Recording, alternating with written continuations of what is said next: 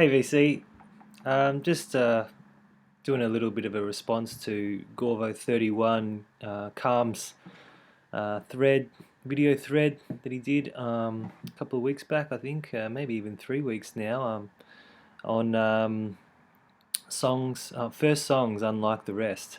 I thought it was a cool idea, and I enjoyed watching the responses on that one. I'm sorry if I'm a bit late to the party. I hope that's okay. Um, but yeah, I just I just had a bit of a think about it and thought I might give it a go anyway. This one, the first one I chose was a really obvious one because it's one. Well, firstly, it's one of my favorite LPs. One of my most loved albums and bands, and I often talk about this album in this very way that when I recommend it to people, I always say you've got to get past track one because track one um, really doesn't indicate the genius and magic that happens on the rest of the record. Um, I'll just show it anyway. This is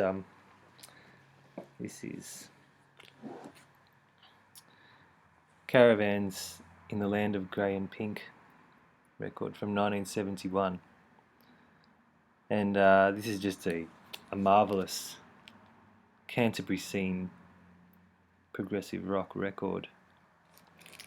Um,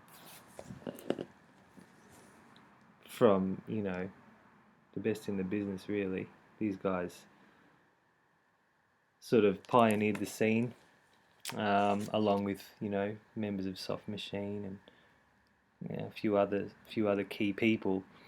But this is when people think of Canterbury scene prog, this is the stuff.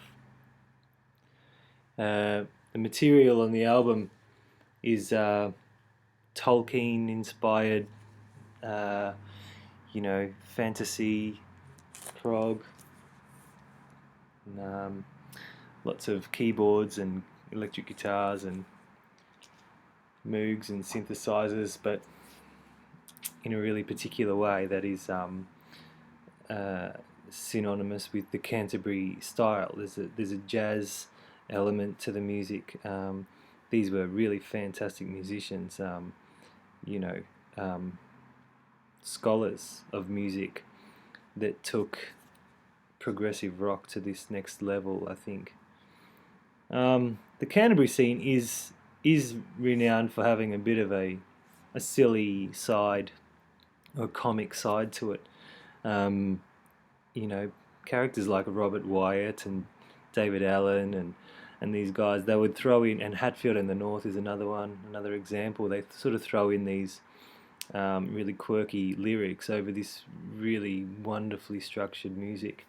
And I was never sure if it was sort of a piss take or, I mean, I guess it was. I mean, it's just this sort of very sort of distinct humour. But Golf Girl, which is the first track off this record, is a little sort of pop ditty. It has a little sort of cowbell rhythm and has tubas on it, and it's a silly little love story, and it really doesn't fit with the rest of the record anyway. I mean, I love it. I still love it, and because I think I've grown to love the band and most of their output, I also really love that song. But it really has nothing to do with the rest of the record. So that's why I think it's probably appropriate for this thread anyway. This next one I'm going to talk about is probably a little less known than the last, but that's okay. This was one that I had to really think about, but from memory, when I bought it, I remember thinking the same thing. Like, I feel a little bit deceived here because I bought the record based on the on what the first track sounded like. My own fault. I mean, I don't do it that often, but anyway. It's not a bad record, but the first track opens up with this beautiful sort of spiritual chamber jazz played on string bass and cello. Um, I'll show you the record. so you might know what I'm talking about. This is Isaiah Suzuki Trio Quartet, which I think is quite funny anyway. Trio Quartet. The album's called Blow Up on Three Blind Mice from Japan. The album was recorded in 1973. It was released, I think, a bit later. Like a lot of the Three Blind Mice stuff, actually, I think. Anyhow, the first track, Aquamarine, opens the album with this beautiful cello and bowed double bass. Isaiah Suzuki is a strings player, a bass player and cello player. And it's this haunting, gorgeous track of avant-garde, spacey, spiritual sort of stuff with chimes and really awesome percussion underneath, and it's a really moving, stirring song, which is great. So I bought it. The rest of the material, however, is straight up tempo bebop jazz with led by a piano, and it's sort of like early Oscar Peterson, something you'd hear off one of those early records, from New York. It's still good, but nothing like, absolutely nothing like the first track.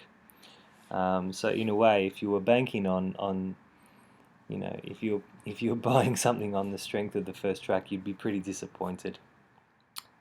However, still a good album. Isaiah Suzuki Trio Quartet, Blow Up. So they're just a couple that I thought of, and I thought I'd give a quick response to you, Gorvo. I think it's a great idea, and I really enjoy your videos, so wanted to interact a little bit more with you. Thanks for watching. I hope that's sort of what you meant, what you were thinking of when you put it out there. Anyway, cheers. Thanks.